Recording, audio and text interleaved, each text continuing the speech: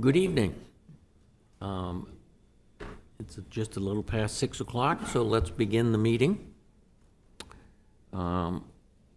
We traditionally now begin the meetings with an icebreaker question, and Lauren always comes up with a good one.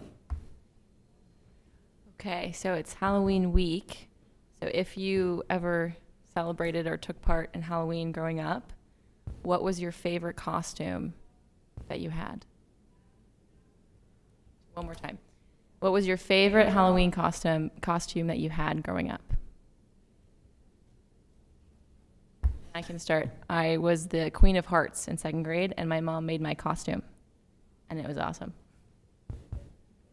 That sounds good. Should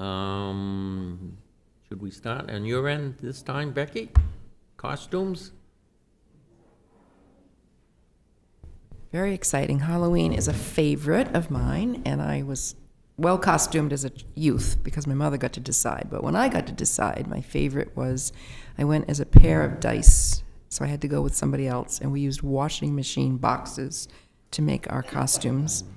And as it turned out, it wasn't a very good costume to wear to a party at a small house.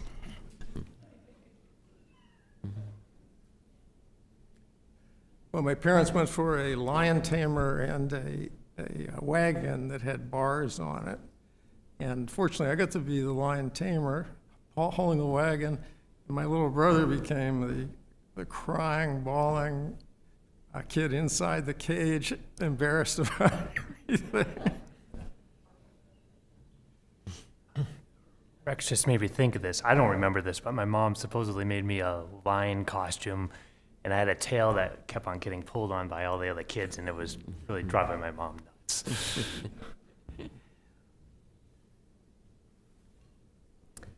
My best costume was a stoplight, also a big box, and not great for being in a small house or sitting down. For probably 8 straight years growing up, I was Alice in Wonderland. I thought it was Alice in Wonderland. So from like 2 to 10, I was Alice in Wonderland every year. I actually had a hard time remembering, but I'm pretty sure that I went one year as a pirate, and that was kind of fun because the town I grew up in had a pirate invasion reconstruction, and usually the girls had to be carried off by the pirates, but I got to be a pirate, and that was fun.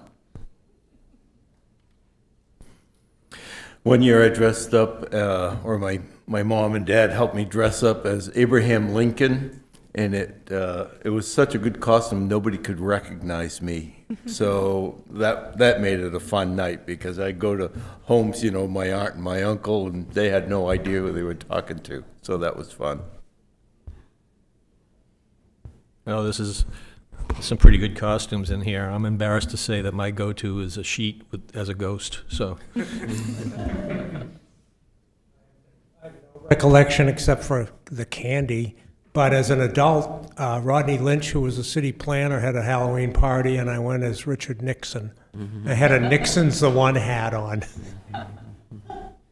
I think my favorite costume was Batman. I was part of the pirate crew as well, with the handkerchief and the sword and the patch on my eye, and if they didn't give me candy, I'd hit them with the sword. Yeah, one year I went as the Hamburglar from McDonald's. It was a lot of fun, yeah. And now I'm a vegetarian, so here you go. My mother used to make awesome costumes, and I used to win the contests and stuff. So I was Tom Sawyer when I was probably 7 years old, but I loved those stories too, the Tom and Huck Finn stories that were great. Me and my brother were Ninja Turtles, and I was Michelangelo and he was Raphael. Nice. We always pieced it together at the last minute, but the one I remember most was Sherlock Holmes. My favorite was going as Han Solo, a huge Star Wars fan. But I think probably my mom's favorite was when she made me the devil costume, and then I was 3 years old, which apparently was very fitting for how I behaved at that age. So. I grew up at a time of Little House on the Prairie, so I remember my mother making a prairie costume I couldn't part with. Very good question, and appropriate for the season. Let's take the roll call for the purposes of the minutes, as well as for anyone who may be listening in, be a chance to know who we are. Let's start with you, and we'll go around the circle, Jane. Jane Costlow. Bruce, for you? Dennis Bergeron. Rick Whiting. Jeff Harmon. John Cleveland, Chair, and I'll note that Adam Lee contacted us, and he can't be here this evening. He'll be absent. Dana Staples. Paul Jacques. Riley Bergeron. Matthew Duval. Tim Cowan. Rex Rhodes. David Hediger. Carrie Willett, Barry Dunn. Lauren Cafe. Allie Toby, Barry Dunn. Okay. So the next item on the agenda is the minutes from our September 23rd, 2025 meeting. Motion to approve? I'll second. I have just a question. I note that we say that Heidi Bertels was absent at that meeting, but we also note a little bit further down that she had already resigned. So if she had resigned, she probably wasn't absent. I just make the suggestion that we not count her as absent. Got it. Anything else with the minutes? All those in favor, raise your hand. Minutes are adopted with that one change. The next section of our agenda is the public comment section. At each of our meetings, we take the opportunity to hear from the public on what their comments or suggestions would be. So if there's anyone in the public who would like to speak, come up to the podium and state your name and your residence where you live. Good evening. My name is John Whiting, no relation to Rick Whiting, although I do have a brother named Richard. I actually live here, or live in Otisfield, but Lauren suggested that you might want to hear what I'm trying to do with the property here in Auburn that's been in the family since 1892. Ever since Dad passed away in 2017, I've been staying on top of your comprehensive plan. I was when Mom first started talking about selling the property. So that was the 2010 version.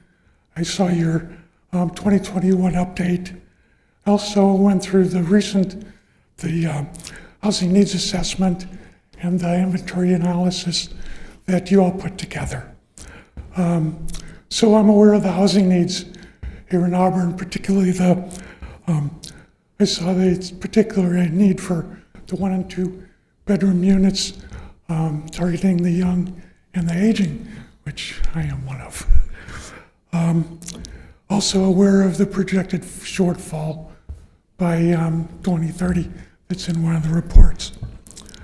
In addition, I did watch the recording of your last meeting, listen carefully to the discussion about growth areas, and what I want to talk about is a piece of land, 30 acres, that's less than 2 miles from City Hall, that's ready to go on the market.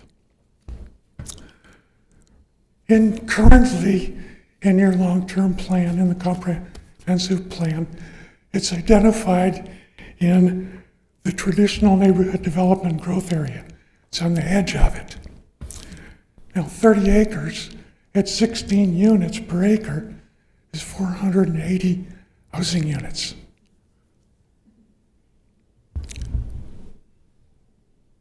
And I believe that's the best use of this property. I've actually already been working with city staff to try to make this happen. But there are some challenges. The first one is currently the property is zoned rural residential. That's only 1 unit per acre or 30 housing units.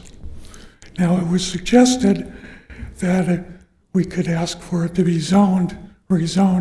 In fact, in 2022, the adjacent properties were rezoned T4B, traditional neighborhood development, right next door. But I have been advised that the city administration would like me to hold off on requesting that change at this point. Another challenge is we have city water to the north, to the east, and to the south. But the closest city water is 1/4 of a mile away. Closest city sewer is 3/4 of a mile away. And then my third challenge is when all your work is done, come June next year, is this property still going to be in the growth area that's identified as traditional neighborhood development? So why am I here tonight? Well, first of all, to talk to you and let you know that there is an opportunity out there. And if I remember correctly, there was a question brought up at the last meeting about a section of South Main Street that's in a similar situation. It's in the growth area, but there's no city water and sewer. So I know you're about to embark on defining your growth areas and what the criteria is and putting that to a map. So I throw this out as an example for you to keep in the back of your mind as you do that here's an opportunity.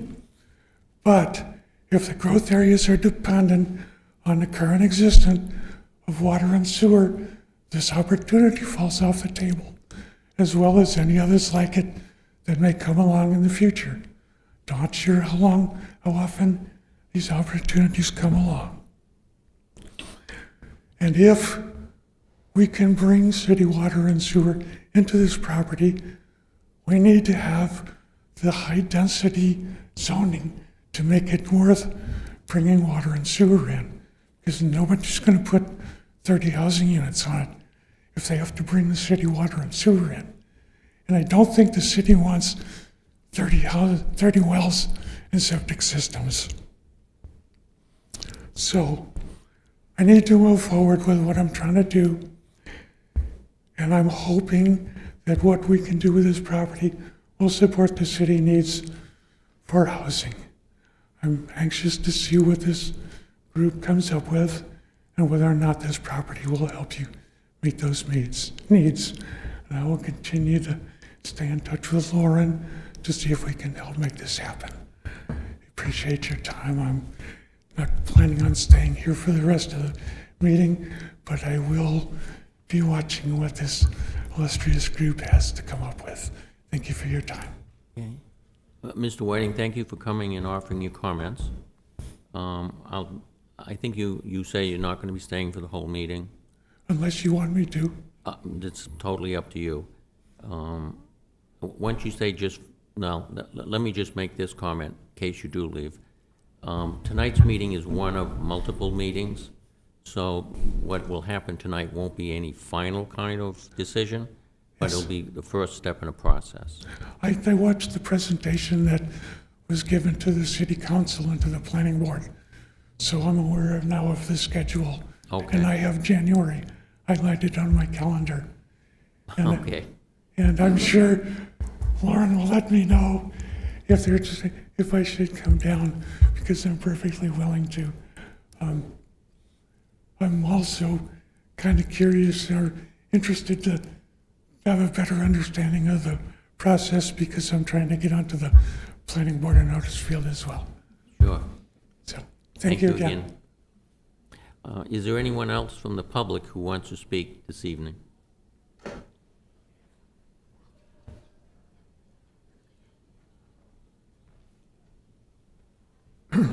Stephen Beal, 575 Johnson Road. I hadn't planned on speaking, but in regard to the prior speaker, Mr. Whiting, there are a couple of purely factual items that you might want to take note of. The current cost of expanding water and sewer lines, according to some documents that I observed at the Water District meeting last week, is a base figure of $250 per linear foot, and that's if conditions are perfect. Ledge, water, swamp, other things add to that cost. The district has been running at a figure of $300 a foot on a fairly routine basis. The other fact, which I don't take a position on one way or the other, is simply that it has been the Water and Sewer District's policies not to pay for expansion of area services, but to have those services provided or initially installed by a private entity and then have the public entity take them over if they're deemed acceptable. Those are just background facts. Mr. Beal, thank you for your information. Always useful to know. We don't, I don't think we're going to do this again because we try to allow 15 minutes for the whole public comment, and you'll have more opportunities to come. You want to talk to him? Yeah. Yeah. Okay. So the next item on the agenda is for the finalize the vision statement. As you recall, at our last meeting, we had a vision statement that had been adjusted based on our comments. That has been posted, and I think for 20 days, and it's received 19 comments on the public website. So the task before us now is to take a look at what the comments are in our vision statement to see if you have any further adjustments that you believe we should consider. John, can you move your mic a bit closer? Oh, are you having a hard time hearing me? A little bit. Thank you for letting me know.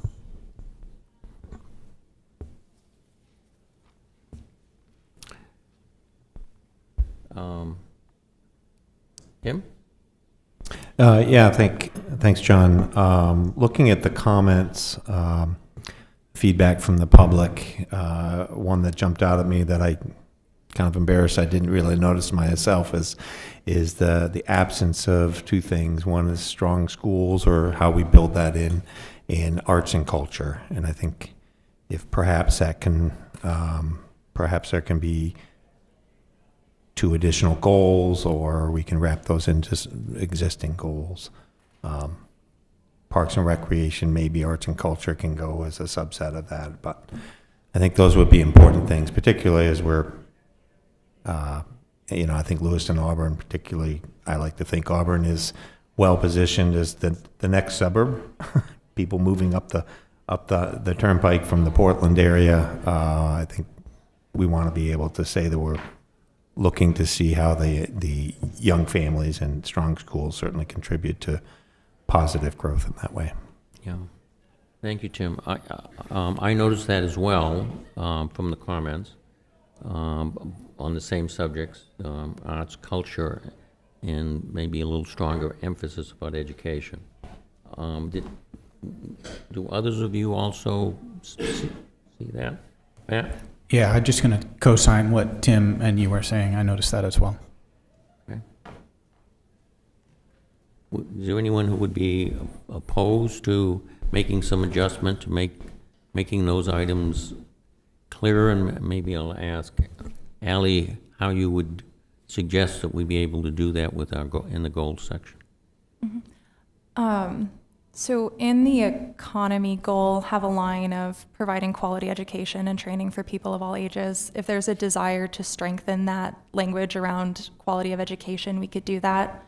And then, or we could call that out somewhere else as well, maybe community. And then for arts and culture, could call that out in a couple places as well, whether that's under the community goal, potentially economy, or parks and rec, Tim, as you mentioned as well. I think the intent of the goals would be to then structure the future policies and actions in those larger goal buckets, goal categories.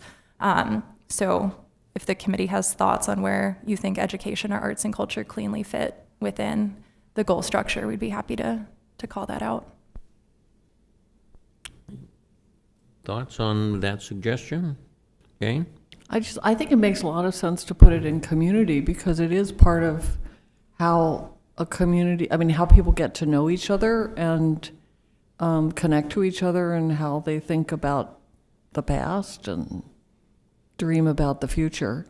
The only other comment, I had another comment about the comments, but I don't know whether you, I was struck how a couple of people seemed not to get the bit that this is a projection into the future. And that, I think that's a fairly common misreading, if you want to call it that. So I don't know if there's a way to say something at the beginning. This is not about, I mean, maybe parts of this are about Auburn now, but that it's, you know, kind of a vision of how we can be. So that's sort of, because the directive is to write it in the present tense, but that trips people up.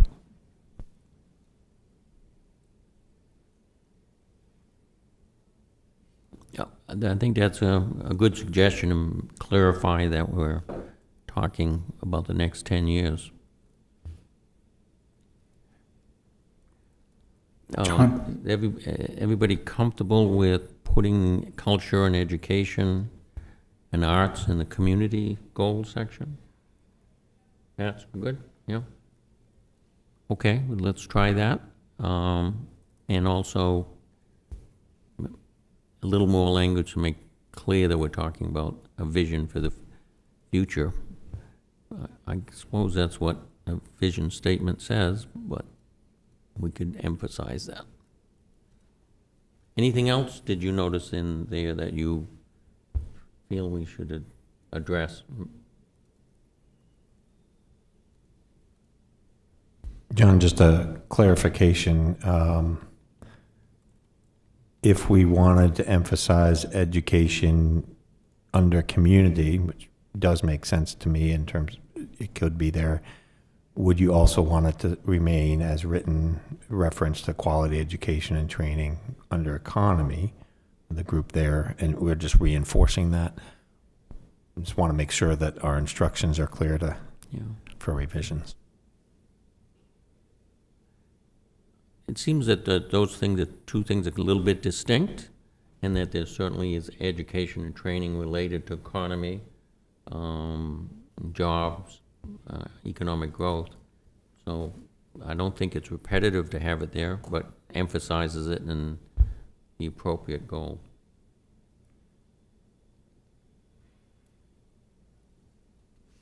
There was a comment that talked about equity in the transportation section, and I was wondering if where it says accessible multimodal transportation, if equitable multimodal transportation or something might kind of fit right there. Oh, I just wonder what that would mean. So I saw that comment too. I was like, I don't actually know what an equitable transportation network is. I think it would be a transportation network that provides options for people using all forms of transportation. So I think it mostly speaks to, you know, your bike ped, wheelchair, those types of things that sometimes get left out. But I'm not really sure how I feel about that one. That might be an interesting ad.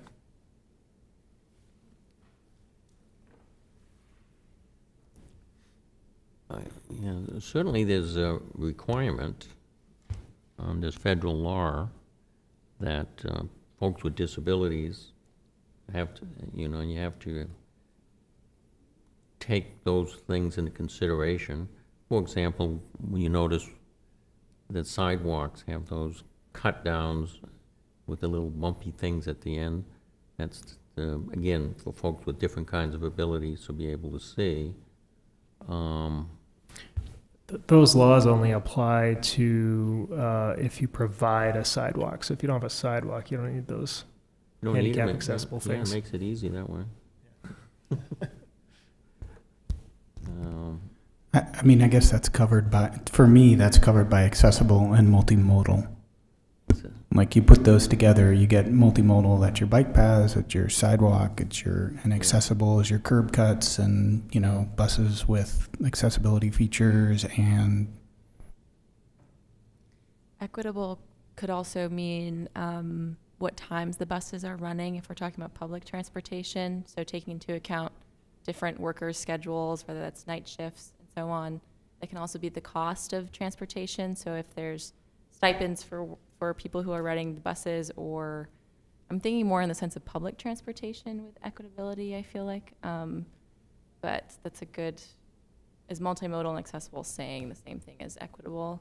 Does it take into account monetary considerations, time considerations of people when they'd be accessing the networks?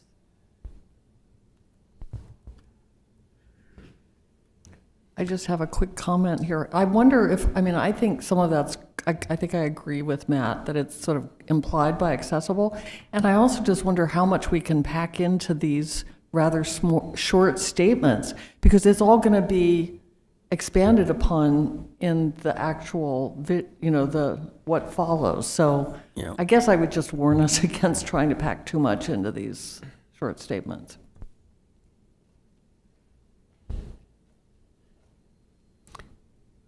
So I'm hearing that generally the folks feel that the language we have now that includes accessible, multimodal, is broad enough to include all of those concepts of making transportation as accessible, available to folks as we can. Okay. Becky? I mean, that's actually, others have said the comment I was going to say. It's what you understand the words to mean. Yeah. And if you don't understand what they mean, then it's just going to get lost in translation for folks. So to Jane's point, the rest of the plan is so important, and then how we use the plan is the most important, in making sure the community not just reads the words, but understands they're living in a community that's trying to reach these goals, and they have a role in it. And that role, I think, is the most important part of this whole process. So I think as we take this charge forward for 10 years, we've got a lot of work to do after this is all written. So the words, as long as we understand what the words mean and we can convey them and communicate them, I think that's the most important part. Well, when we get to policies and actions, that's where we're going to be quite more specific about the direction we want to give for the next 10 years.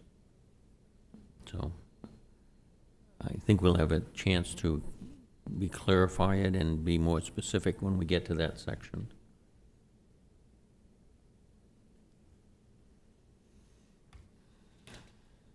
Anything else that anyone say?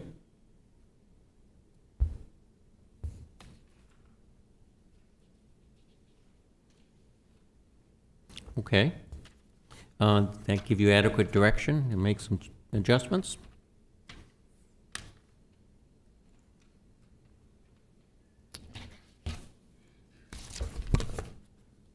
So the next item, actually the next two items on the agenda, items 6 and 7, I actually had intended that they would be integrated. So the next discussion we're going to have is going to cover both of those areas. They're really not separate. So talking about a map, but we're also talking about the principles. Two of those work together to develop the map. So I think what I'd like to do is make some comments as we get into this next important section on the concept on how we go about developing a future land use plan for a city and as diverse and as large as Auburn is. So I think one of the ways that we should think about doing this is, as opposed to each of us having a map and making lines on where we think growth, medium growth, and low density growth is, that we come to an understanding on what we think the principles are that support those three sections. And I think you saw this, the spreadsheet that was set out. The attempt here was to try to integrate the languages in the state statutes in regards to growth areas. The three areas that are charged are to have growth areas, transitional areas, and rural kinds of areas. There's also in our current ordinance language that talks about growth areas, limited growth, and no growth areas. But I think we could think of each of those in the sense of an area that's high growth, high density within the community, areas that are medium growth, medium density, and areas that are low growth and low density within the community.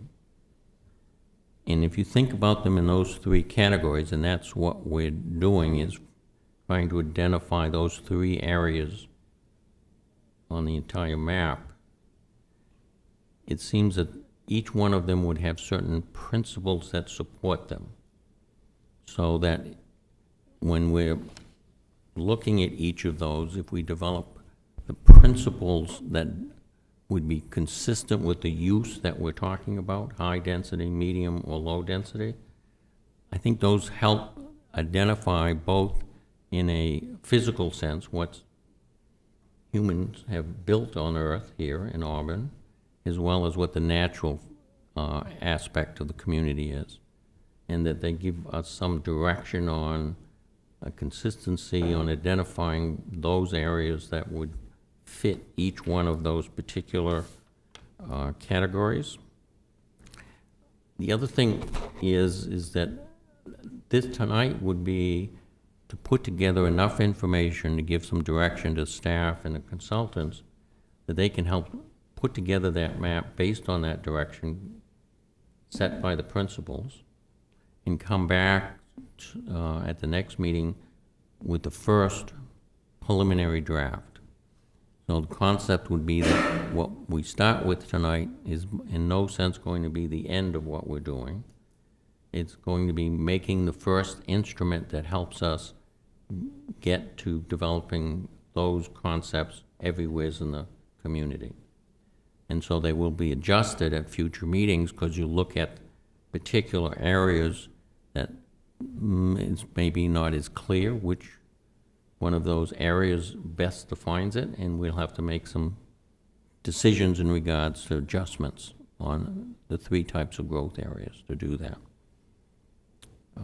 So what I'm suggesting it might be useful for us to do is think about what the principles are for each of those areas. So for example, high growth, high density. What would be the factors or the characteristics in the community going forward for 10 years, and think about this as a 10-year time frame that would support high growth within the community.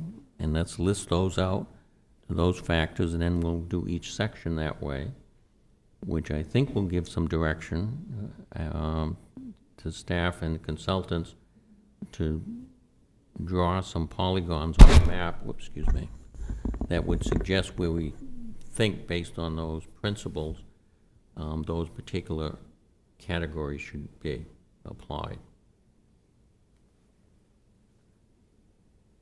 That seemed to be helpful for that direction? Yeah? Okay.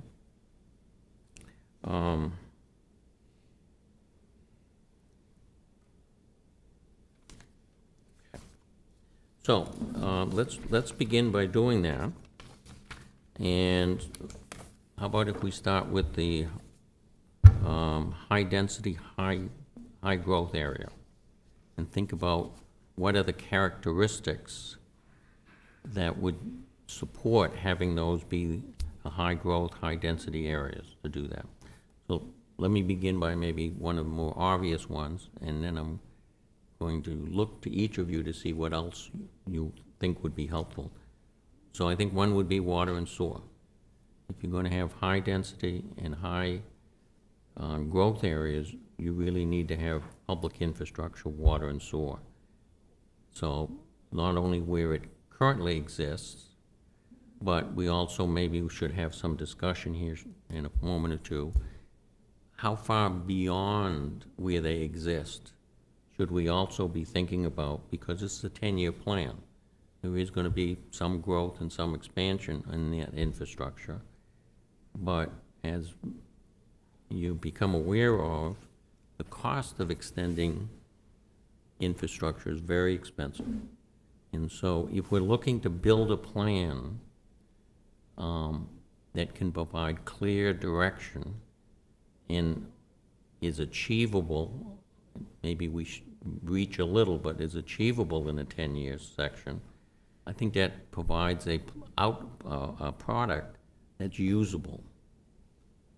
So, you know, we could say we want to go 2 miles out and have high density. Well, if there's no water and sewer, can we do that in the next 10 years? So one hat is thinking about developing a plan that meets the needs for growth, but is reasonably achievable over a 10-year period. So I'll start with that. Jeff? Yeah, one other issue, John, I'd like to point out. I think it's, I think it would be important as the committee does its work that we're clear about what these guiding principles are for potential changes over the 10-year period. And I'll just use water and sewer as an example to illustrate my point. So it would be one thing, we could use guiding principles and we could create a map that shows what the growth area is. But nothing stays the same and things are dynamic. So it would lay a good foundation, as an example, if we decide that the growth area should be an area that has water and sewer, that we're clear about the basis we use to define that growth area. So going down the road 5 years from now, if for some reason there is a significant expansion in some area of water and sewer, it's clear to the council, it's clear to the planning board what the basis of that decision was, so that it would be a basis to make a chapter change going forward to keep the map of where your growth area is in alignment with those guiding principles. So I think there's two pieces to this, right? There's the capturing of what the principles are, and that should go into our plan, and then using those to drive what the initial mapping of the growth area is.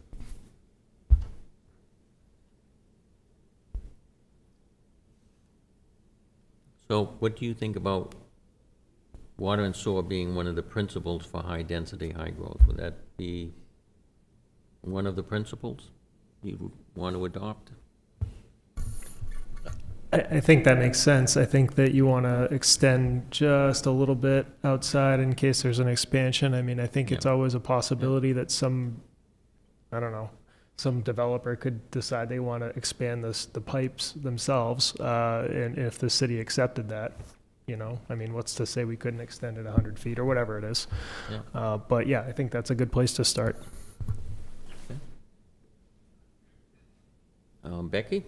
Well, I think Dana phrased my question a little bit differently, but I guess that when you say water sewer, John, you are implying already existing municipally funded water and sewer.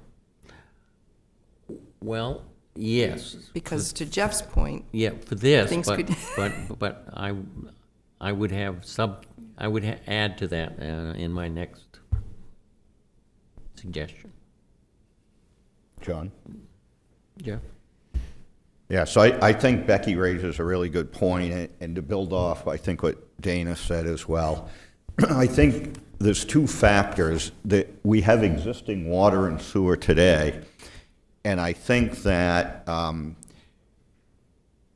to some extent, we referenced this before about LD 2003 and LD 1829, the context of the discussion has changed at a policy level at the legislature, so the definitions of where the legislature is expecting high-density growth is really tied to water and sewer.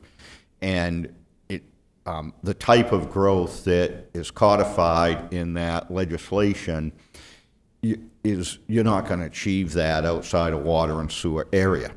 But to Dana's point, there should be some distance beyond where the current distribution networks are. You know, the water and sewer district use a 200-foot automatic connection rule. So if there's a water or sewer line that goes up the road and you want to build something and the parcel's within 200 feet of the line, then it's considered that it would be connected. So we can talk about what that is, but I think Dana's raised a point that we need to get our heads around about what would that distance be. It needs to be balanced out. Steve was very generous with his cost. We don't see, being on the water board, we do, Bruce is on there, Dennis is on, we don't see projects, we just did some analysis. No place comes in at $250 a foot. That, you know, right now, a water sewer line's running between $500 and $1,000 a linear foot with no pumping stations and no ledge. So we have to balance this out. It can't be too far away, but you don't want to constrain it just to the line. And to Becky's point, there are places where water and sewer expansion, from a policy perspective, the planning board and the city council has already discussed, and the ones that come to mind are the South Maine, Vickery, Broad, up to Hatch, connecting to Washington Street. So it would seem any place where there's already an intention to try to fund an expansion, we should consider that as part of the principle as well. Yeah, so that if there are plans already in place looking for funding and opportunities, it does seem reasonable that we want to put those in the growth area as well, at least for our first cut, to do that. I think we need, to look at reasonable adjacency. I don't know, reasonable is a very vague term, but obviously, we had a person here talking about a quarter of a mile. That might be doable. 3/4 of a mile gets extraordinarily expensive. The other issue that comes up is, if you've got somebody who's got quite a distance to, a water or sewer connection, but there are a number of people on old septic systems, they may want to hook up. So there can be instances in which something looks unachievable that actually can occur with some participation from people along the way.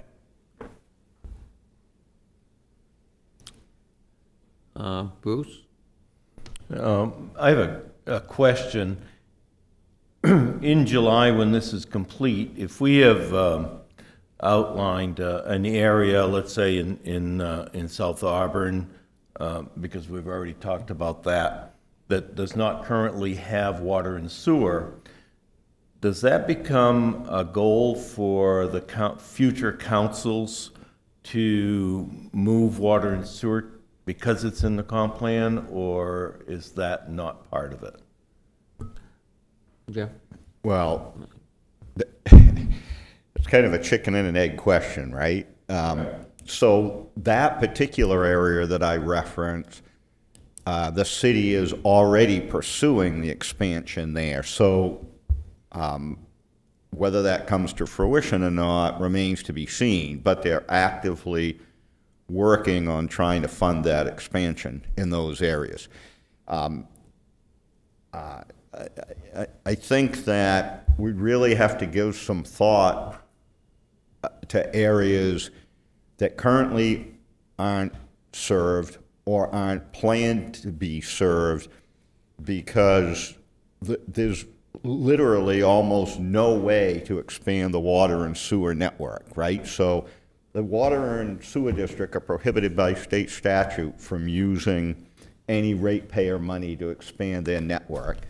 The legislature in the last session removed impact fees to be used,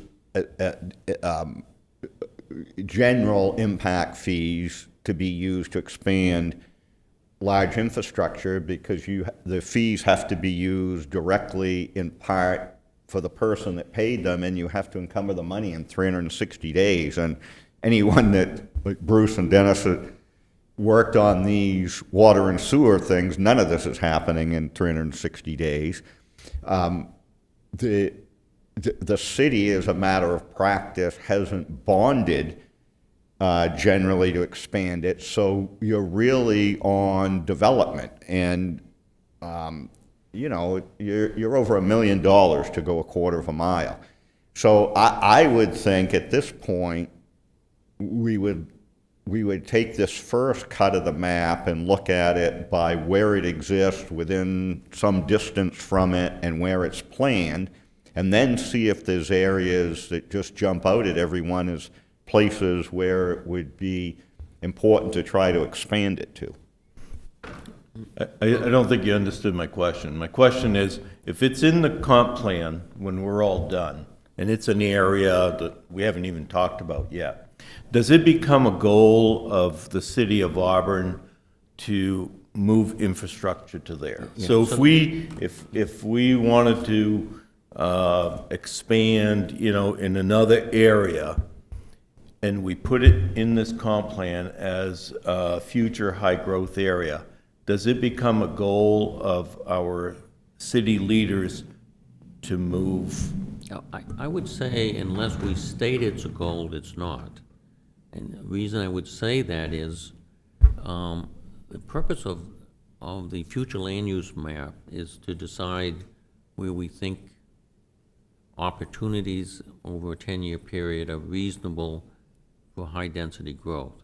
Right. So if it's in the future land use map, is that where the city is going to? Well, not necessarily. What you're trying to align in when the map is done is that if the zoning, which will take place, any changes will take place after our work, the folks who work on that may or may not make it a high-density area as far as zoning goes, because perhaps they don't see that there's going to be an opportunity in the next 10 years. They may see it a little differently. But if you don't put it in a growth area, then you'd have to change the map at a future date if it did develop into a growth area. Somebody came along and said, that's a beautiful place, I'm going to put in lots and lots of housing units, and because I'm going to do that, I can justify the infrastructure cost on what I will sell the units for to do that. So I don't think that we should say it's mandated that it should happen, but it should say our thoughts based on these principles make it an opportunity if it arises to do that. Paul? Going back to Jeff's comments about the chicken or the egg thing, is you can allow it or plan for it to happen, but if the city were to make that kind of a commitment, you'd probably need the chicken first to make some commitments to that water and sewer is going to be used, and make it worthwhile for the taxpayers to fund that type of growth, because it is kind of prohibitive for individuals to push the line that far, especially if it's somebody that's halfway out already, and then they're funding. So we've seen it in front of the planning board a couple of times, and it is somebody needs to go first and make it happen. Like the Broad Street, South Main Street area to connect over back around to Washington Street. Makes a lot of sense on paper, but people have to be willing to put the investment into the development, and who's going to break first. Yeah. So to follow up on Bruce's point, I don't know that, I think there's room to say, as we go through this, there's areas that we really think should have high growth and high density development that don't have water and sewer today. I don't know that that makes that a goal of the city. It makes, let me say that differently. It doesn't necessarily make it a city goal for the city to run the water and sewer. It makes the availability of that in that zone, because, you know, the state statutes talk about where it's served by water or sewer, or where you designate it as a growth area. So I think, I guess my thought on this is, we ought to take the first cut where water and sewer is and some distance from it, and places it's already planned, and see what that looks like, and then say, hey, are there other areas that we all agree we would like to drive high growth, high density? And if we identified that as a growth area, it wouldn't necessarily mean that the city would take it upon themselves to try to fund the expansion of the network, but it might provide opportunities where it would be worthwhile for a developer to run water and sewer into those areas. Or it might be a place where we could try to find outside funding to expand the network.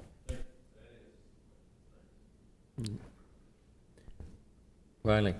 But specifically back to the South Main, hearing that there's still plans for that pumping station. The last meeting I recall, when we had someone talking about hooking into the pumping station, excuse me, we either had to go over or under the train tracks to connect back to the Washington Ave pumping station, or there was prohibitive amount of ledge to go down to South Main, Riverside.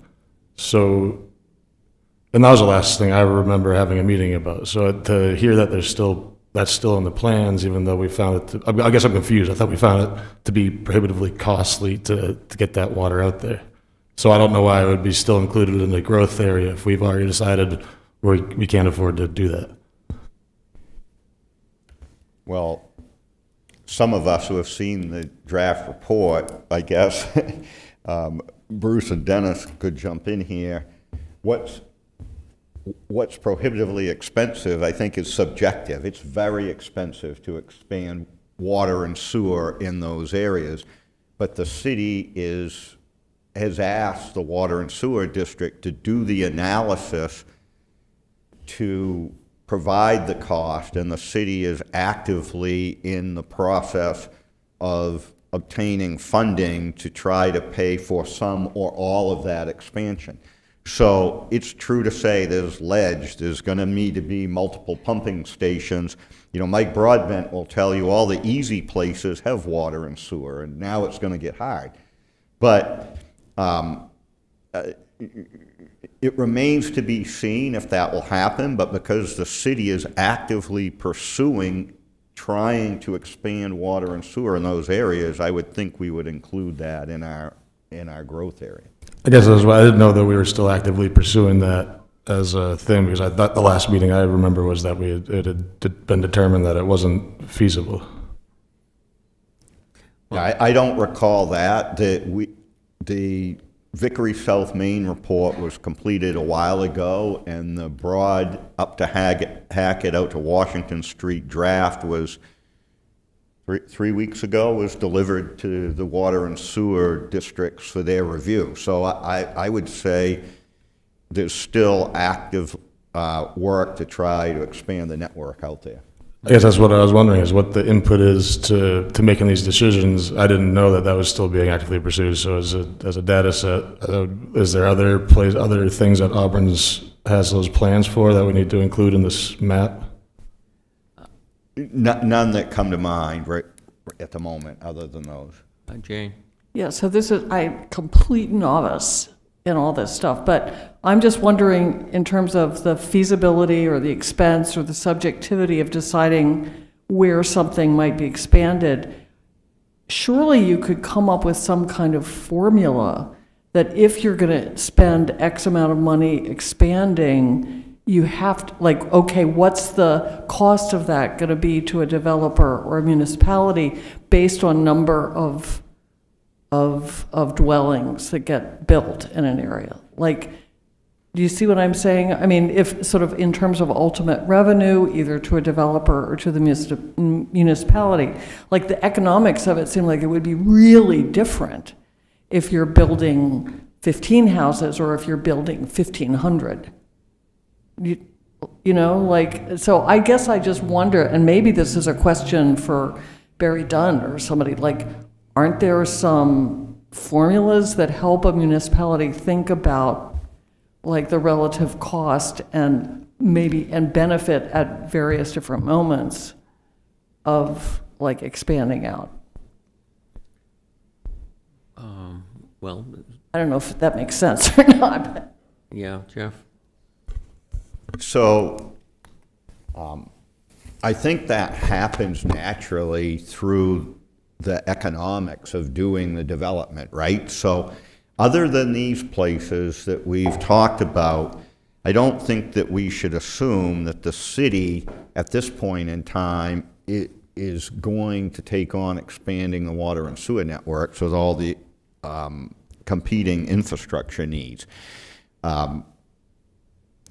Typically, it's if there is a business case. So I think two things I would say. To Bruce's point, once we do the initial cut of the map, we should look at this and say, are there areas that we would make sense, that we think we would want to drive high-density growth to provide that opportunity if there's a business case for the developer, right? Because if you're not in a high-density, high-growth area, it's probably unlikely that the density of the dwelling units is going to support any significant financial investment to expand the network.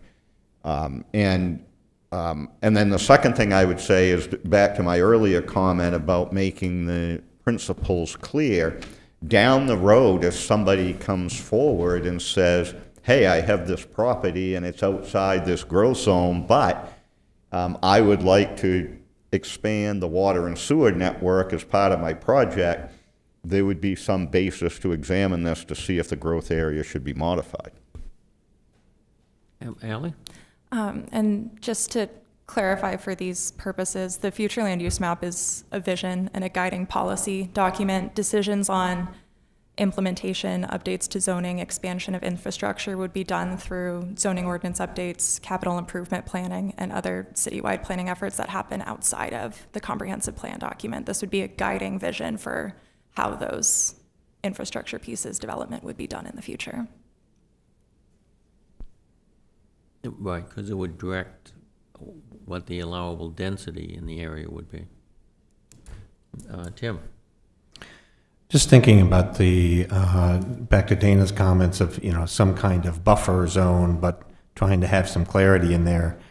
I'm wondering, even on the first cut, if the group would, how the group would agree or not to, we define the high growth, high density as where there truly is existing structures. And then maybe on the map, just for us to react to, is there a certain distance, just outside of that, that's a buffer zone?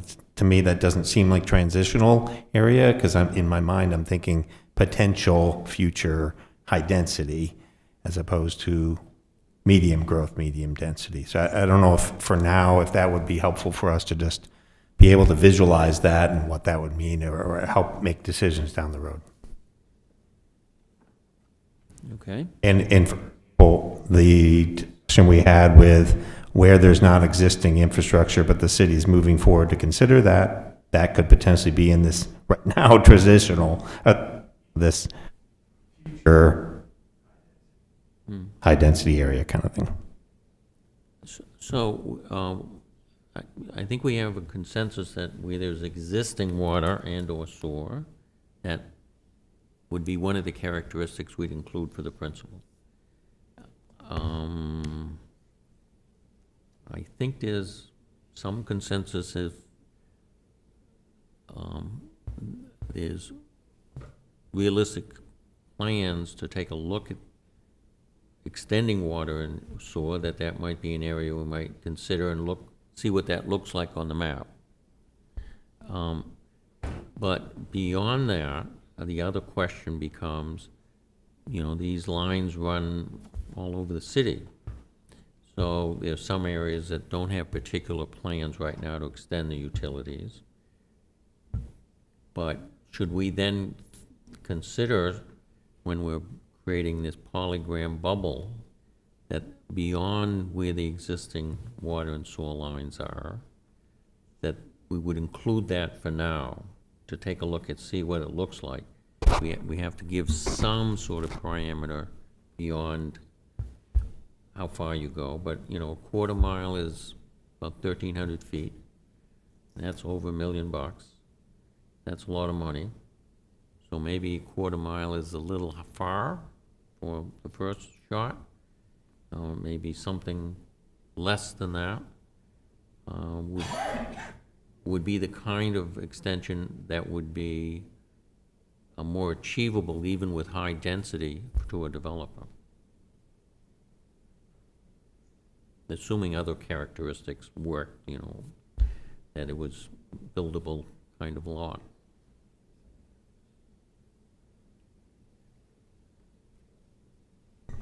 Well, being a novice, I don't know that I would know what distance to recommend.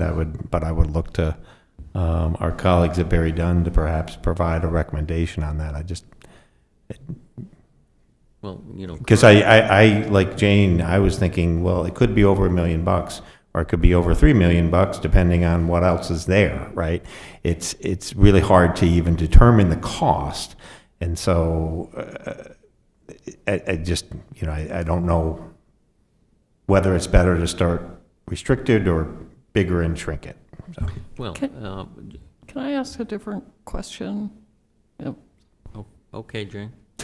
Go ahead. Sorry. David? I was going to say, some of these questions, I think we could probably get the answers from Mike Broadbent. I can't tell you the number off the top of my head, but if there's sewer within proximity of a vacant lot now, I'll just make up a number, 150 feet, you have to connect to it. So whether that's the buffer that we're talking about tonight or not, that there is a number out there where you actually have to connect now, even if it isn't right in front of your property. There's also policies about when you have sewer going in front of your house, and definitely speaking out of turn now, but if the water and sewer department puts that across the front of your property and you're a vacant lot and you choose to connect into it later on, you do have to pay some of that back later on.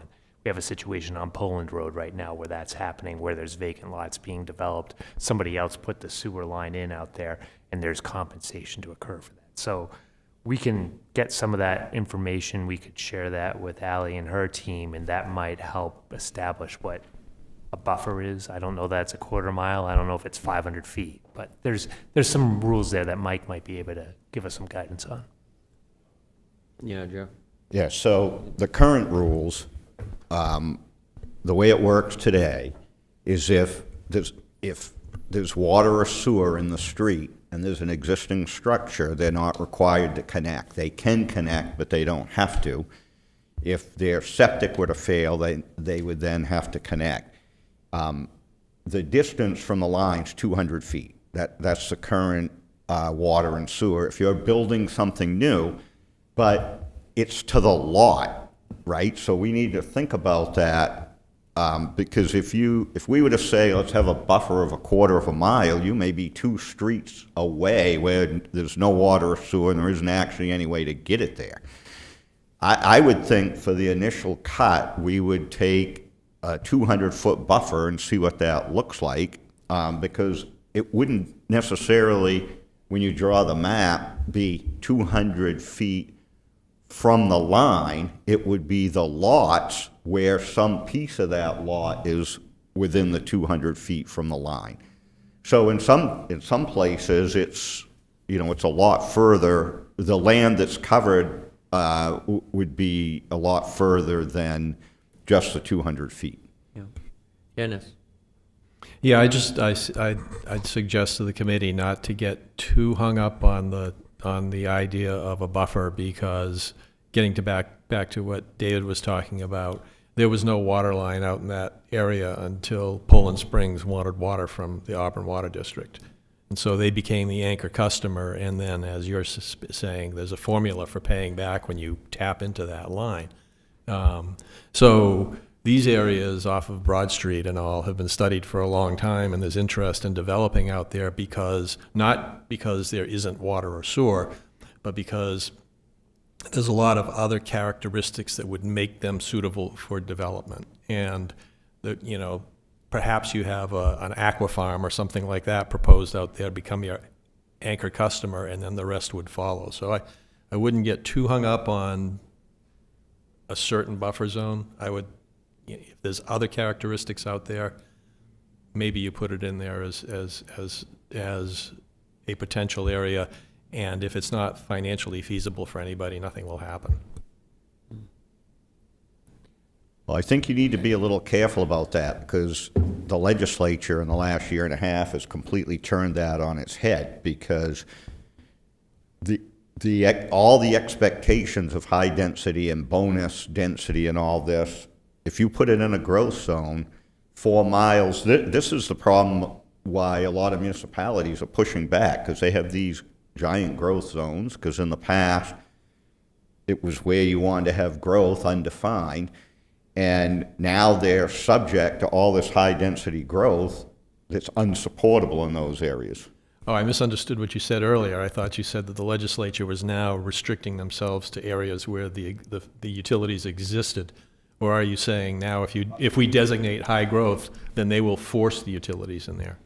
I'm saying that our high density, high growth, the initial cut of the map should be tied to water and sewer, which then would equate the growth zone with water and sewer. Under the legislation, under the current law, it's if you have water or sewer or you've designated it as a growth zone.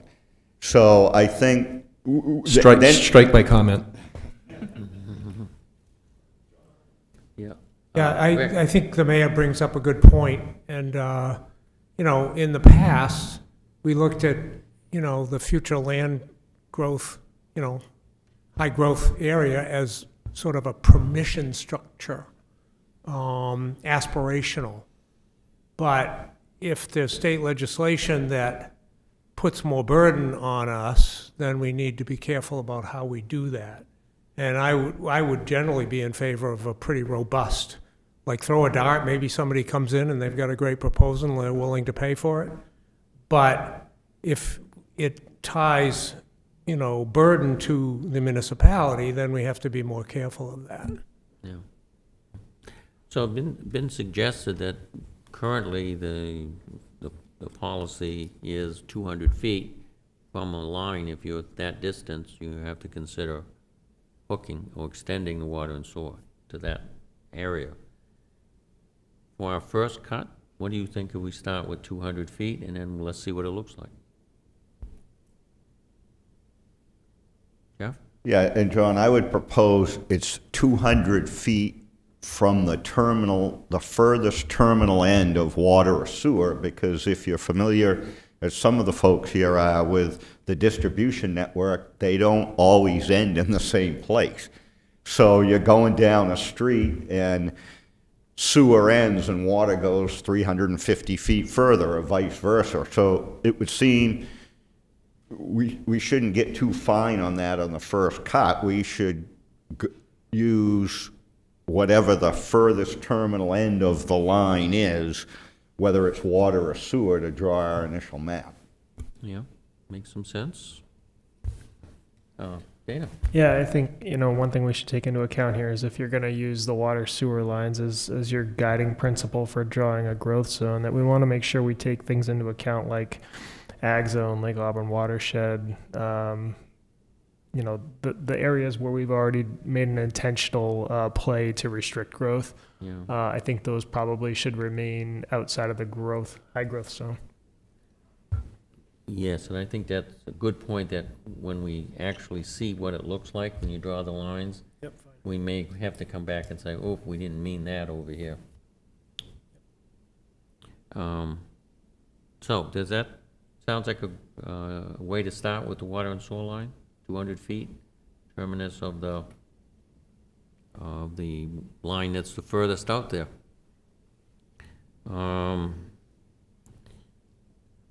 I haven't thought for another principle that might be useful for growth, is that there ought to be an arterial road serving that general area.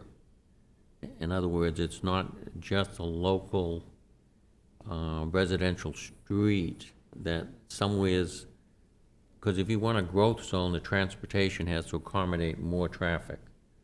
So, you have a number of arterials that connect into areas that have developed off of that. So that we ought to, an arterial street doesn't mean you would have the growth area, but one of the things you would look at is that it's an arterial that services that general area where you're looking for growth. We have arterials that service, I think, the entire city. I'd like to hear that a little bit more specific. Like, what are you trying to accomplish with that?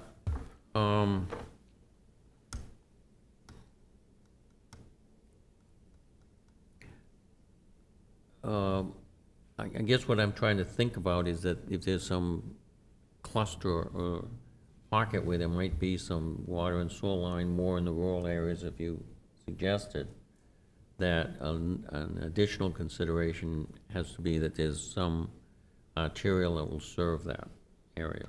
And so, you have lots of them. You got Washington Street, South Main Street, Broad Street, Minot Avenue, Center Street, Turner Street. There's a lot of the major arterials, that go out and then serve neighborhoods or commercial areas. So my thought was there ought to be at least a consideration to say, is there a road that's sufficiently structured that could handle more growth coming off, putting more branches off that road?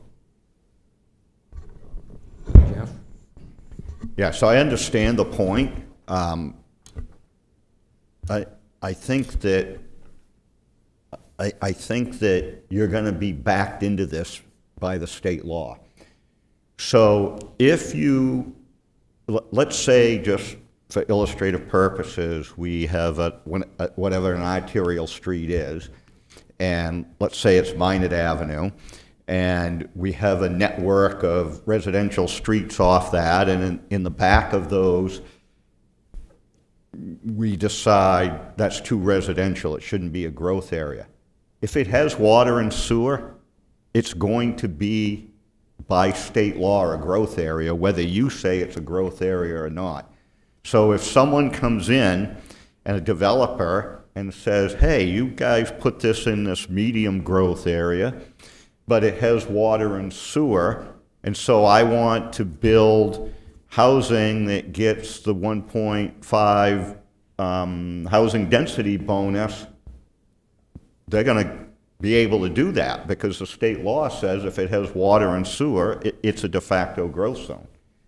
The other point that I would make is that the actual developments, and David can help us out with this, I think, more than I can, but when you get into the actual development, traffic is going to be an issue.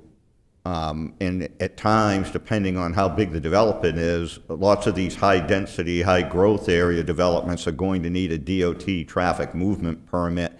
So even if you're in, let's say we say something's a growth zone, and someone proposes a high-density development, but it's off on some residential streets, it might not get approved because the streets don't have the capability to handle the additional traffic that would be incurred from a high-density development. Am I thinking about this correctly, David? Yes, I mean, that only happens if you have a project that generates 100 trips in a peak hour. They'll require a traffic movement permit then. They have to do a study. If it triggers 200 trips, then they have to start looking at intersections beyond those immediately adjacent to the development. 100 trips is a lot. We have a plan going to the planning board next week with 80 some odd units, and it's not going to trigger a traffic movement permit, but it's going to generate traffic. But it won't be anything that will trigger any type of off-site improvements. But to Jeff's point, you can have a large development in a growth district that potentially is going to generate traffic that might not be able to be supported because the existing road network can't accommodate it unless the developer makes all kinds of off-site improvements.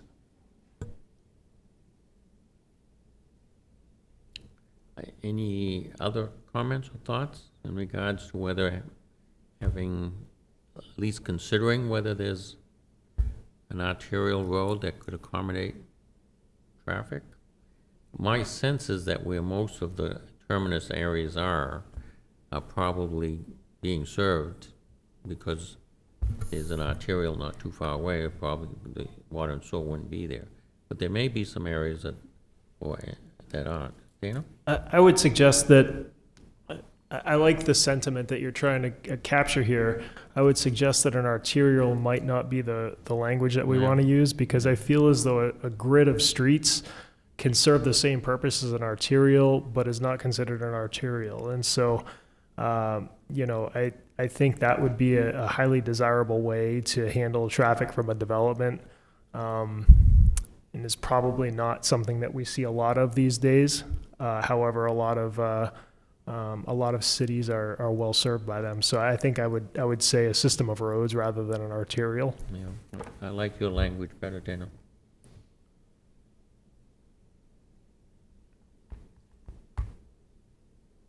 Any further comments in regards to this suggestion?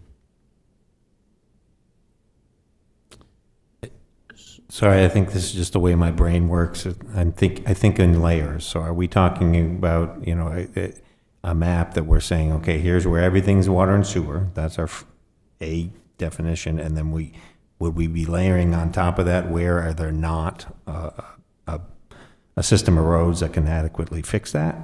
If there was high density development without adjustments? Or are we saying they have to have both to be the high density growth? Because by definition, we can't, right? So, I mean, I'm just thinking it could be valuable just to point that out. For me, it would be nice to be able to point it out with a different color. So I understand the point, but I guess this is what I would say. If you draw your growth area based on water and sewer, and the places in there are served by an arterial or a system of roads, great, it's one and the same. If you draw your growth area by water and sewer, and then you say, I'm removing part of it from the growth area because I don't think it has enough road capacity, it's going to be considered the same. The developers are going to get the same right under the law because the law says a growth area or an area served by water and sewer. So I think we draw the initial map with the water and sewer and then see what this looks like. Well, I may be a little confused, but I thought that the idea of having 3 different kinds of zones was to identify the capacity of each area to have growth, and that the growth areas were the ones that had the ability for high-density development. I'm not sure an intermediate area necessarily does. Now, maybe the state law ignores that, but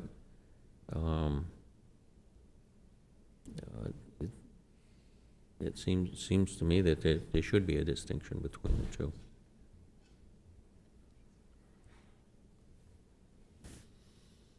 Becky? Jeff, maybe an example of a community that would be a designated growth area that doesn't have water and sewer would be helpful. So I'll give you an example. So there's a MMA committee that I'm on. There's 7 of us meeting a series of meetings with the House Chair of Housing and Economic Development. This very issue is a frequent topic. So South Berwick, it's either South or North Berwick, wherever the armament plan is. I don't remember which town it is, but it's one of the Berwicks. And they're very, very concerned because when they did their comp plan 10 years ago, the state said you have to have a growth zone. So they made this growth zone based on the idea is this is the place we want growth. So they have a 20 square mile growth zone, but they only have 2 square miles of water and sewer. So now the conundrum that they're in is that in this case, all of these new state statutes apply because they've designated that as a growth zone, whether it can support high-density growth or not.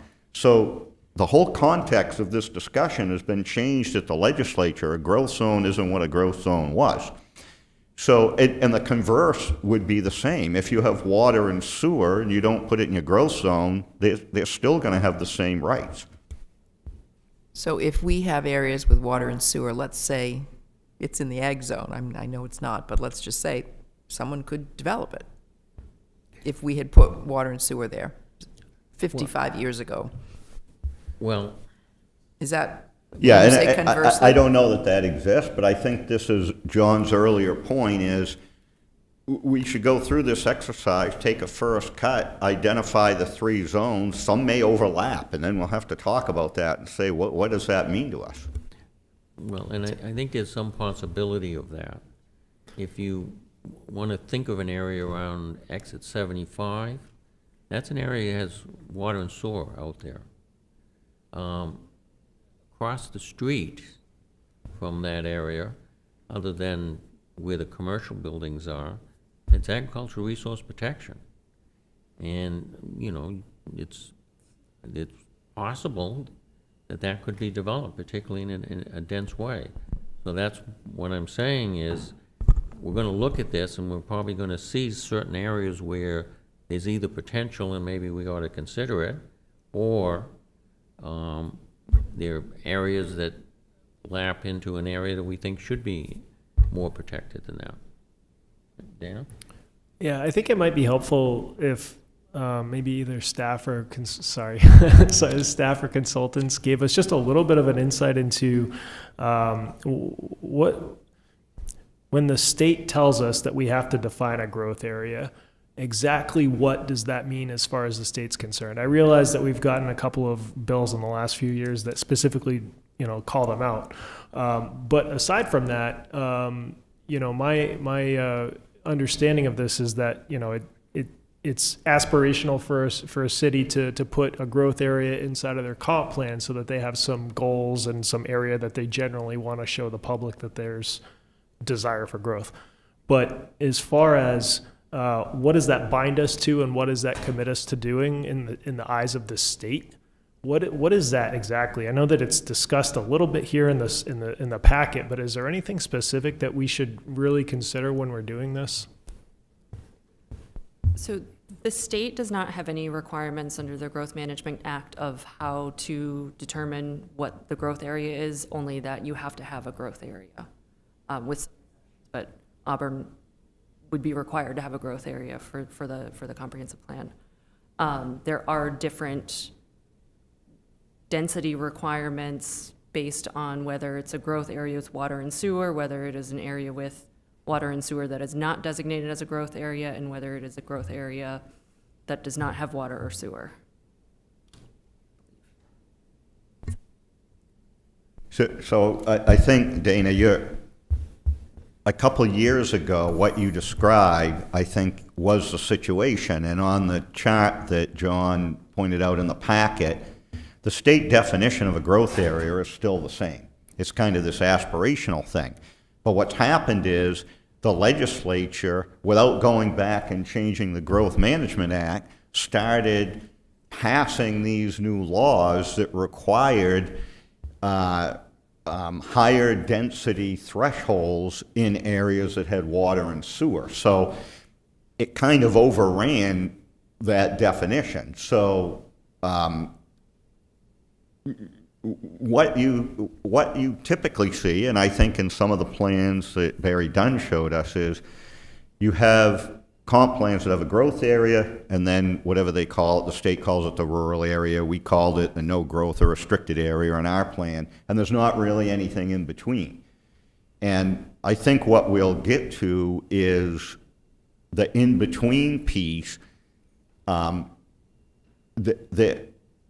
is an area for growth and is an area that would have some density, but lesser than what you would have on water and sewer. And that traditionally hasn't really been the way people have looked at comp plans, but the legislature's changed some of these expectations. Okay. Just to sort of just either have it on or off on the road system that would accommodate, it may be a little redundant because there's likely to be water and sewer there. Is that something that you think is useful or something that we should just set aside for the time being? Dana? So when you create a new development, and I think in high growth situations, that's what we're really talking about here, is a development, not a house or two. When you create a new development, the highest cost to a municipality are the roads and the water and sewer. And so I think that makes a lot of sense. You want to be very cautious about what you do there as far as developing in the middle of, I don't know, a brown field with nothing surrounding it. You want it to be connected to those things. I think it makes sense. Okay.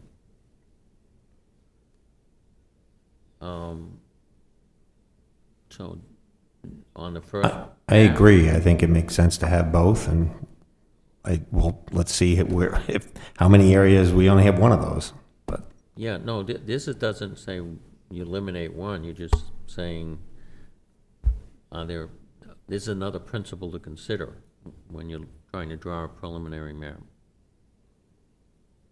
And maybe we'll find some place where you don't draw it, but we make adjustments if that's the case. So if we're going to do that, what I hear is we're going to have areas with water and sewer, but we don't think there's enough road capacity, so we're going to peel that out of the growth zone. So my question would be, what's the definition of that? I mean, what type of roads are we going to use? The DOT classification, the 1 through 5 classification, and how far away from those? I mean, we have to be able to, with some specificity, understand what the definition of a road that's not going to have the capacity if we're going to peel it out of an area that has water and sewer. I actually was not thinking of peeling it out, Jeff. I was thinking the other direction.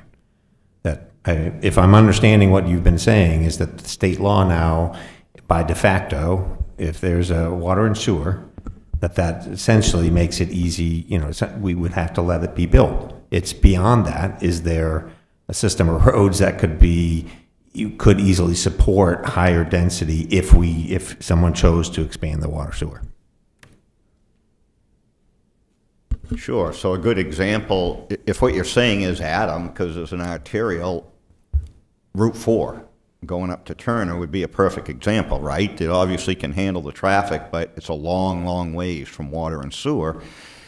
So again, I think on the first cut, we should draw the map around water and sewer and see what that looks like, and then have a further discussion about arterial roads and traffic volume and other places perhaps that should be included there may be those that should be included in the growth zone that don't have water and sewer today.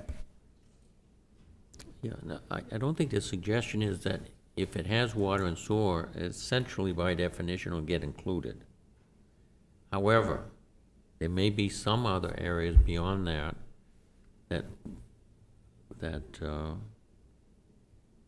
may not have water and sewer, but if we're gonna think about it as a potential growth area, then I think the next one of the other questions is, what's a road system out there? John, just to add to this, I think there are places where, just looking at this map that Barry Dunn had up there for a little bit and then it got removed, but there's a lot of patchiness and some of those patches actually have roads in them, and that could be an example of what you're talking about, right? Yeah, there is likely to have, in some places, the utilities run where there are no roads, simply because that was the shorter distance to get where they needed to hook up to water or sewer. But there's no roads there. It goes through a field for some distance. So it has water and sewer, but there's no road system there. So I don't want to really beat this to death. I just thought of it as another area to consider. If it has water and sewer, it's going to be in. But then we take a look at it, and maybe we see something with water and sewer that goes through the agriculture and resource protection zone. Oh, where am I? Paul. I think I'm hearing Jeff say, and I agree with him on it, where the roads are a lot less important, I think, because Auburn's pretty well wired with roads for connectivity and stuff. And if a developer is going to build where there isn't a road, they're going to build the road if it's worth it. If you can also connect into the water and sewer. Let me just area, say, I would be happy to start with just the water and sewer. And if it comes across some areas that we'll pick up, then we're going to have to address it. Okay? Other characteristics that we ought to consider as a growth area. They probably might, again, if it's water and sewer, they're already in there. But we do have commercial and industrial areas that are on the outskirts of the city, where industrial parks have been built. And in some of those industrial parks, I don't know if they all have water and sewer. I don't think they all do at this point, but they have been built and developed for industrial commercial use. And in fact, there may be some actual zoning there that encourages that for commercial and industrial use.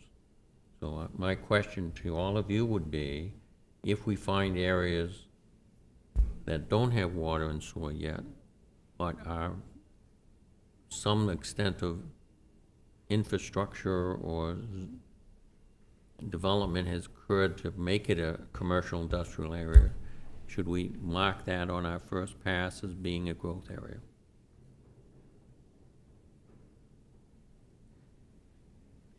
Yeah, and nobody disagrees with that one? Okay. Here's another target for you to shoot at. Dana? Could we consider areas near potential rail as growth zones? Or existing rail, rather. Existing rail, yeah. That's actually being used? I mean, Well, no, actually, just railroad tracks. Just tracks down there, all right. So we could look, I think that, I think the active tracks are gonna be in an industrial zone already. Yeah, so you have the, over by the airport area where the industrial parks are, you have some switching tracks there where they move their cars around for further transport somewhere. So that's in there. Of course, you do have railroad track that goes from that area, comes along Washington Street and goes over the trestle by the Great Falls over into Lewiston. And some of that is, there may be some characteristics of the development there that really doesn't, the track itself doesn't lend itself to building next to it, but we could look at it. I'm more thinking of places where we might want to have any kind of passenger rail in the future. If we were to do that, you know, I think if there were ever going to be passenger rail, it would be impossible without high density development next to it.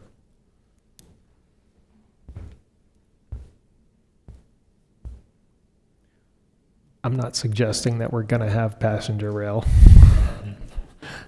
but it's possible. In the next 10 years, remember, that's the time frame we're working in. That lower the possibility a little?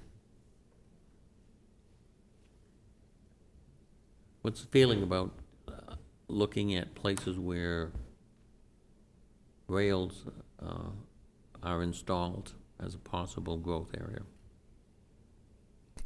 I think that's fine. I think that if you take water and sewer and industrial, then just look and it's very likely, I think, that that's going to encompass where the rail lines are. And then if there's places that aren't, then we could talk about that. All right. Yeah, maybe Danville, I don't think Danville has water and sewer. And that would bring that into play.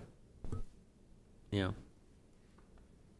And the Morin Brick facility just below Danville is already industrial, so it does cover that rail line, but there's some area in there that you could debate whether or not that makes sense, and I'm not really sure where I stand even, but it's worth considering. Putting rail areas in, first cut, okay. All right, rails, another characteristic.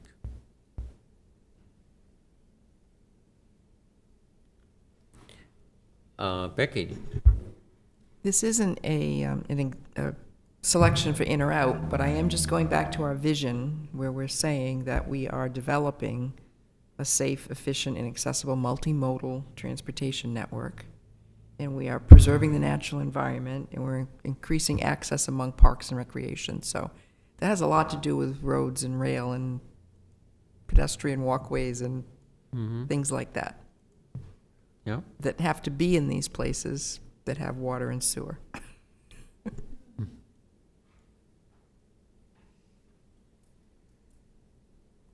Or we have to build that infrastructure into those places. Mm-hmm. Is anybody thinking of any other characteristic principles under high density, high growth area?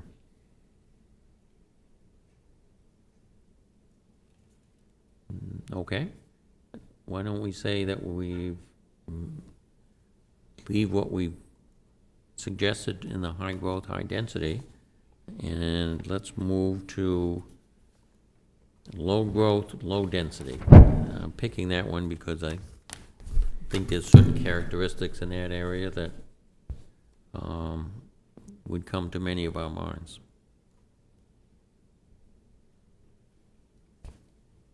How about saying the agricultural resource protection areas would be low growth, low density?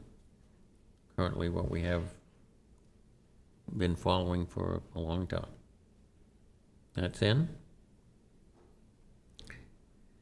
How about the Lake Auburn watershed protection area? That's recent. That's not that long ago. Just been zoned for very low density development. That one's in. How about places where there are existing trails, parks, recreation areas, hiking trails,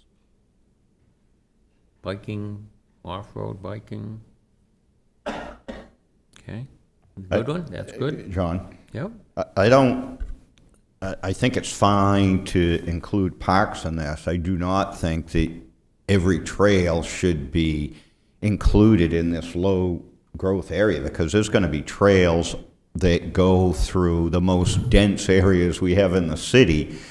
And later on, we're going to get to some discussion about recreation and transportation, and we may have something to say about trails, but I don't think a trail itself necessarily should be included in that zone. Yeah, well, yeah, this is one of those, a trail isn't always a trail.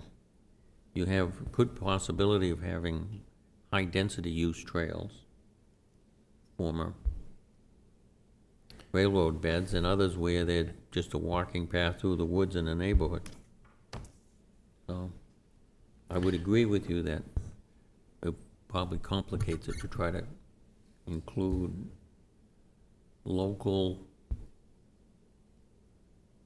trail areas that are within a highly developed area.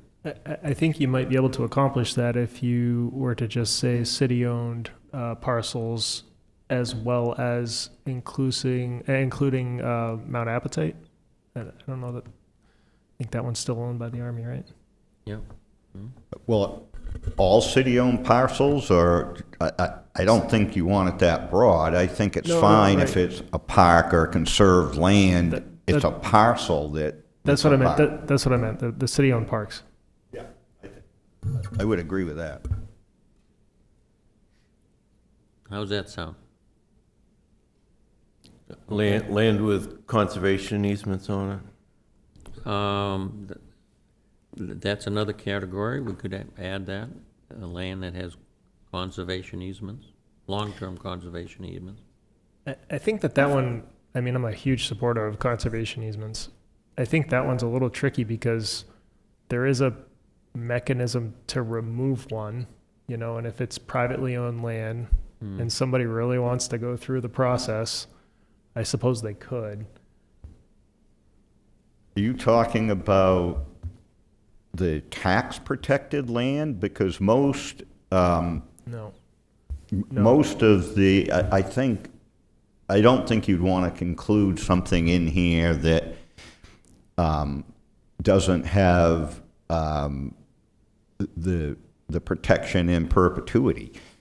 If it's some temporary thing, I don't know that you'd want to include it. I think it would make sense to include those things, land trust to conserve land, that have a permanent condition, easement, or trust that prohibits any type of development on it. Yeah, consistent with what you're thinking, Dana? Yeah, I think it's probably not really worth debating. I think Jeff's fine. Okay. Anybody disagree that wherever there's cemeteries, we don't want them dug up, should be conserved? Nobody wants to start that. Okay, we have shoreland zoning, which has restrictions on it already. And I'm going to talk about shoreland zoning as being outside of a commercial area, because there's shoreland zoning in commercial areas, you can do dense development. But outside of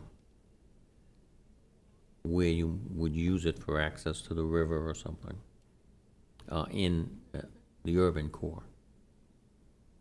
So then that could be around the rivers and streams, lakes, etc. It's already a state requirement. Keep that as low density development. Floodplain areas. Keep that more as a low density area, again, unless it's in the urban core.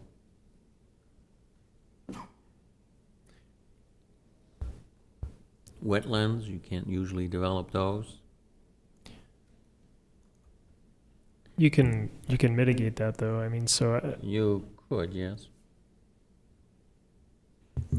I'm okay in including it for the first pass, and there may be spots we discuss to make transitional or dense.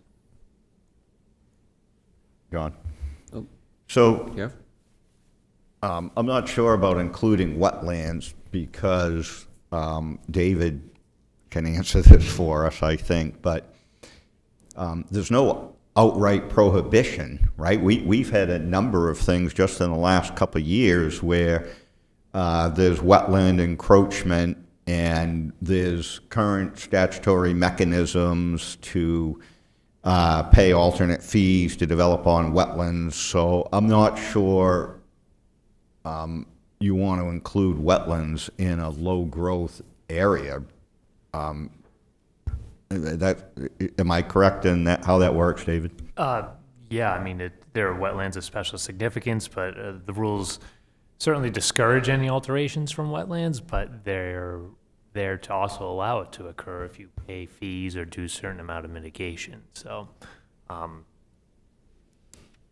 I think what you folks are talking about tonight, whether it's cemeteries, conserved lands, shoreland zoning, it'll be an interesting exercise because I'll just be curious to see what the map looks like. I'm thinking of areas like Pettingill Park. My guess is this group would say everything around that should be a designated growth area, and then you're going to have a small area of no growth in it. And I'm not sure that that's the map that you folks want to see at the end. So it's a good discussion for the points that have been raised here tonight, but just I think the board should be thinking about that when we look at these areas here. You know, floodplains, our ordinance is designed to discourage development in floodplains. But there are probably areas that might make sense as a growth area, but we just don't want to see certain types of activity there. So, good to see what Barry Dunn can pull together with these different categories. Yeah, I'm just trying to follow along with GIS on the website right now, and I've found layers for everything we've talked about so far, except for the flood zone and floodplain. And there's a FEMA flood zone with link to FEMA. Is that the appropriate layer for looking at that? Okay, thank you. Yeah, I think that's fine. I think a lot of these areas we're talking about incidentally is going to be captured in an agricultural resource protection area. Many of those are going to be in there anyways.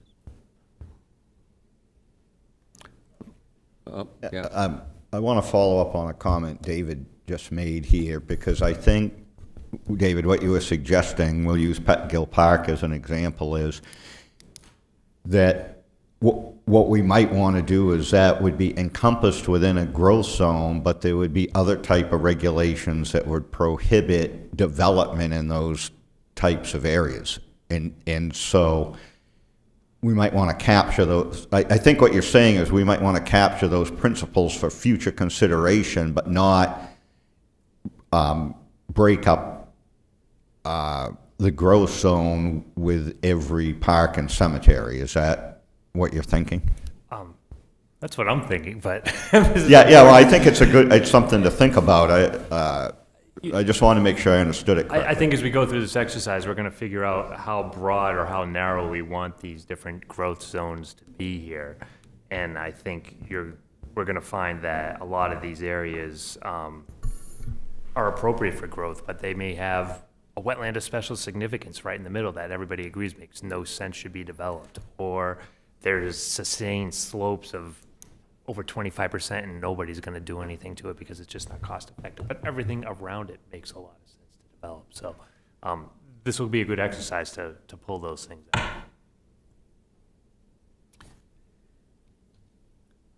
Others have thoughts about low density areas, low growth areas?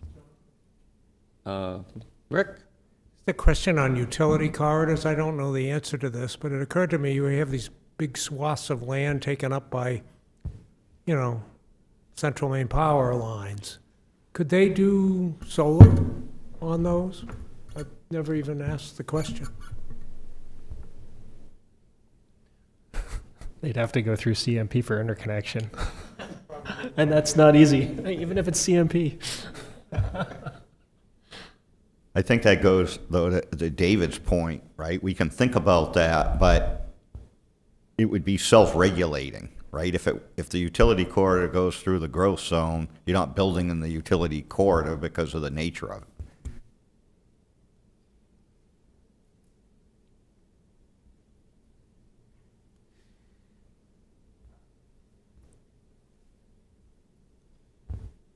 Other kinds of natural areas that come to your mind that we might want to protect?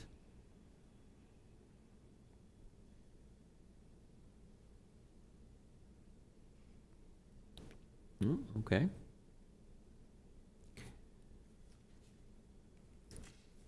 Why don't we switch over then to medium density, which is areas where you have medium growth, medium density, maybe kind of a transitional areas. Those would be the other, a lot of the other areas that are not in the high density and not in the low density. When I think about it, I think about a lot of these rural roads which have strips on them that are rural residential or low density rural development.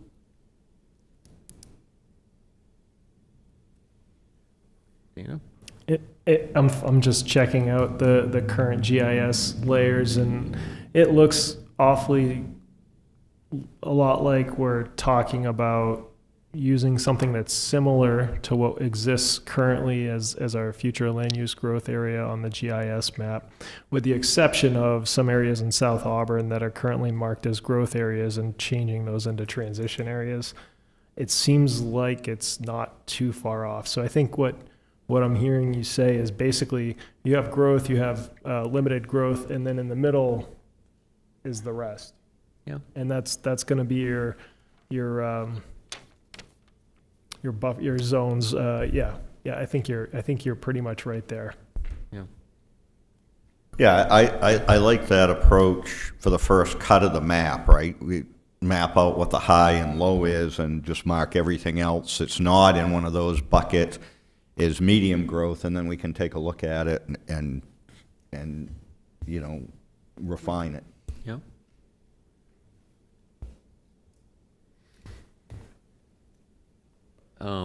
Is everybody happy with that approach? The medium will be what's not in the other two buckets. Becky? With the understanding that once we see that, that may spark lots of other conversation. This is very preliminary. This is, the purpose of this is to be able to have a map in front of us, each of us, and then look at it in much more detail. I would be shocked if there won't be changes and adjustments during the next couple of meetings. Okay? So,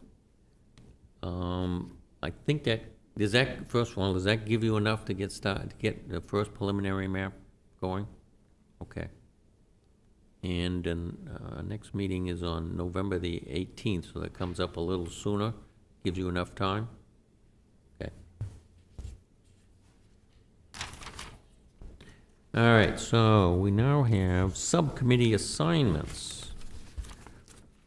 So, as you know, we've discussed, the other part of our work here is to attach to the goals specific policies and specific goals. And so we're going to run sort of parallel here to work on that. And our thought is to develop, do that in subcommittee work over 6 meetings altogether, 3 meetings for each of two groups. The 2 groups we're thinking about is natural environment, community, parks and rec. That's one group. And then a second group would be housing, economy, transportation, and if we developed an educational, well, I don't know if we're going to have another separation one. No, we're not. Okay, so that covers them all. So the thought here is what we'll do is have 2 subcommittees, that each subcommittee will meet 3 times, or up, hopefully up to 3 not more than 3 times, but if you have to, we can make adjustment. So what I have in front of me, I want to make sure that each of you are in one of those 2 groups and that you're happy about being in that group. So the information I have, let's start with natural environment, community parks and recreation. Jane, I believe you want to be in that group.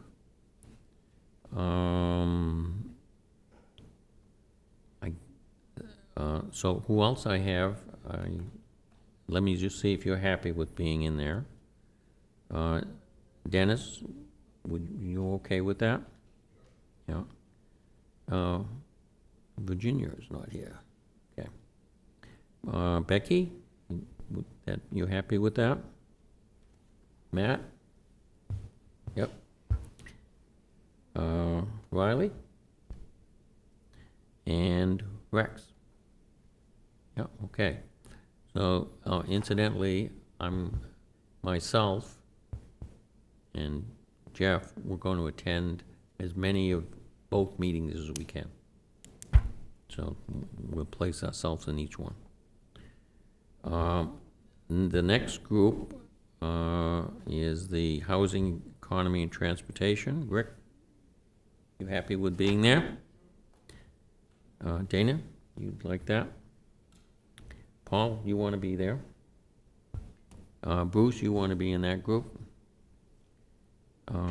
We have Adam here, but he's on the list. We'll notify him that he's been elected in his abstention.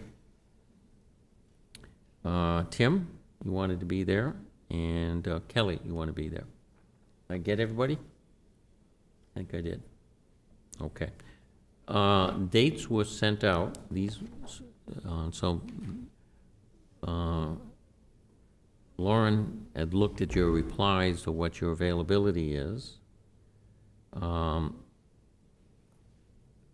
So for the natural environment, community, and parks and recreation, we're looking at, and of course we had to see how else these rooms are being used, so we had to fit them in there. So the dates that seem to work for that group would be November 6th, December 2nd, and December 10th. We protected Thanksgiving and Christmas.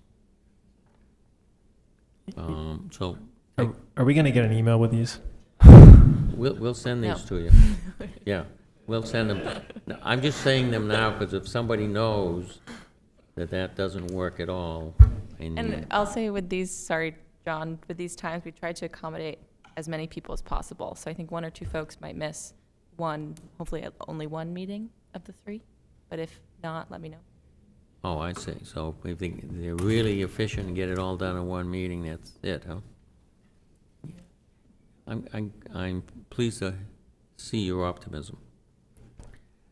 So, dates for the other committee, housing, et cetera, would be November 12th, November 24th. No, is that right? November 24th, yeah, and December 14th. December 4th. Oh, December 4th? Oh, okay. Oh, that's right. Sorry, I didn't make a change on the list. December 4th. So we'll send those out and take a look at your calendars and see if there's a serious problem with those, and those we'll at least have them in your calendar moving forward. John, I'll just add too, these will be held from 6 to 8 p.m. in the community room. Right. So the same exact setup as when we did our inventory analysis. Yes, thank you. Yeah, 6 to 8 in the community room right across the lobby.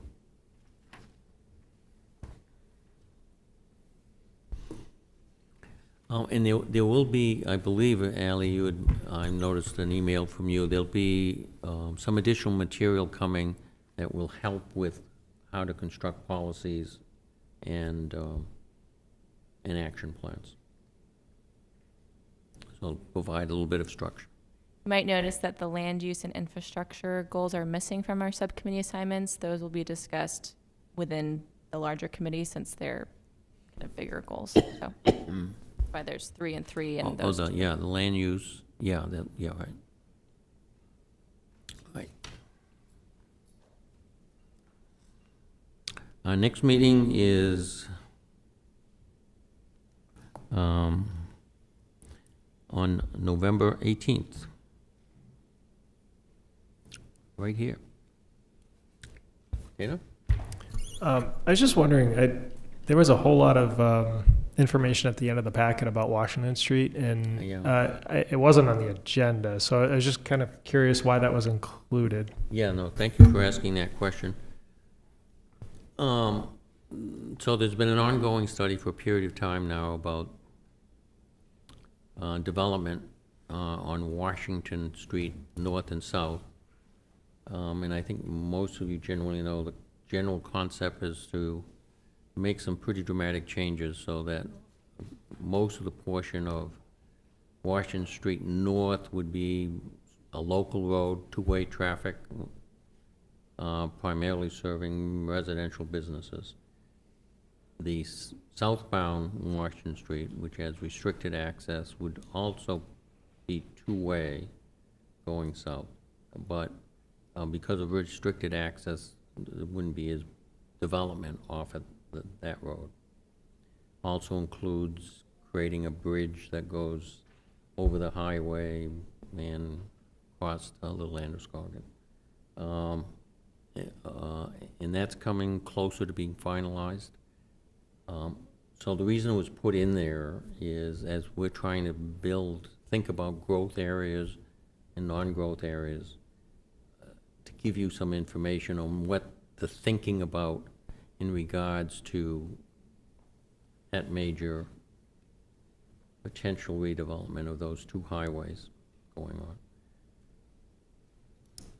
on. Not to be a pessimist, but what they're talking about costs more than 50 cents. So if we could do that in 10 years, it would be spectacular. But it's good, you should know that this is one of the big planning things going on in the community.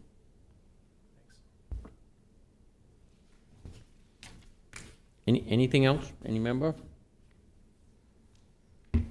Thank you for your good work.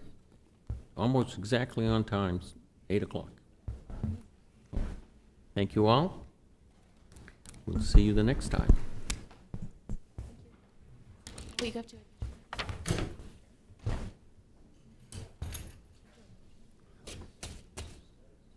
I never realized this. That section of Washington Street doesn't have sewer, it has water. Wait, Yeah, that's right. It doesn't have sewer out there. Whatever. Interesting. I heard